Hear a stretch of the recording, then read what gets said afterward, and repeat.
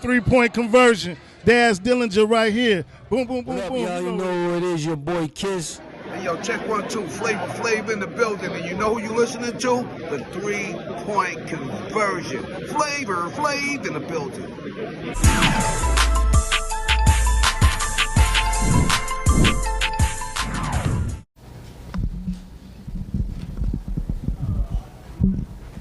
Jrue, on the Jalen three, what did you see, and what type of look did you have in regard to seeing him in the corner there?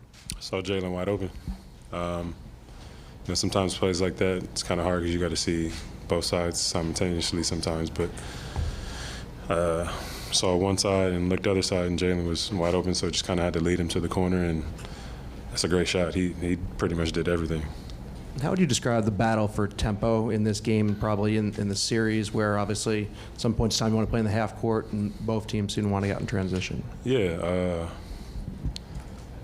it definitely was a battle, and we know what type of team they are. They're never going to give up, and we've seen that not only during the year, but especially through their playoff run. So I think just trying to be as consistent as possible as on the boards and trying to stop them in transition. They pass the ball up so well, they move the ball so well, especially off the rebound that sometimes it gets tough, but something we'll probably go back and look at is transition defense. Jrue, first of all, how do you feel after 48-plus minutes play of basketball? I feel pretty good. We had a break for a while, so I'm all right. So the break helps? 100%. When you look at kind of pulling this out, like they have a couple of turnovers late, everybody was kind of like thinking like, okay, it's a game one loss, and all of a sudden it flips.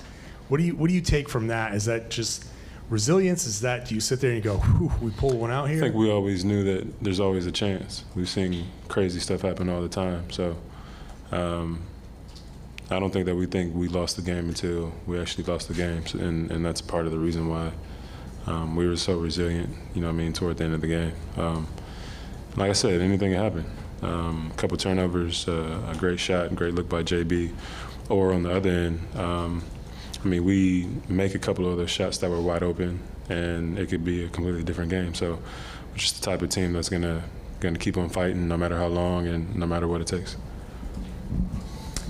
Jrue, I just want to ask you, you're probably the guy who has had to, sacrifice offensively the most throughout the year. How do you stay ready to have a night like tonight where you scored 20 points after halftime and every single one of those points was critical?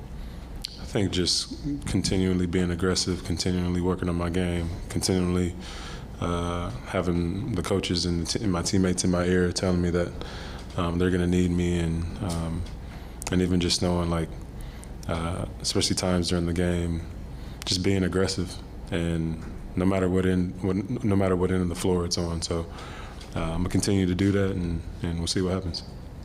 Jrue, Jason had a turnover midway through the fourth quarter that led to the 3 free throws for Halliburton. It looked like after they went over and said something to him, I wonder if you remember what you said and what you thought of how he finished with those 6 points in the last minute and a half.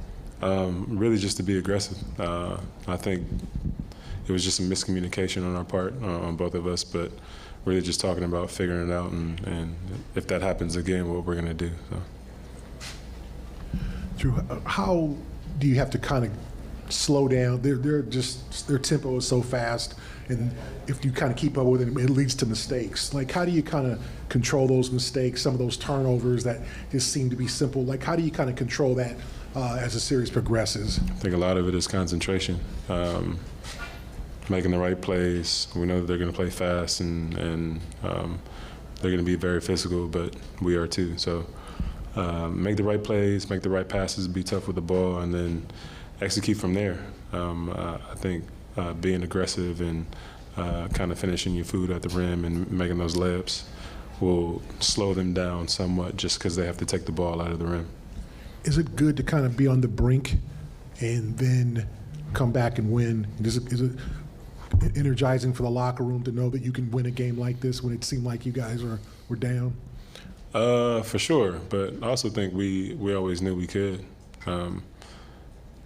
Close games, I don't think have ever bothered us. I think that we've always stayed poised, and no matter if it's a win or a loss, we knew that we'd always give ourselves a chance. So again, today, down 3 with some seconds left and making a big shot and making big plays after that, we knew we had it in us. Thank you, Jrue. All right.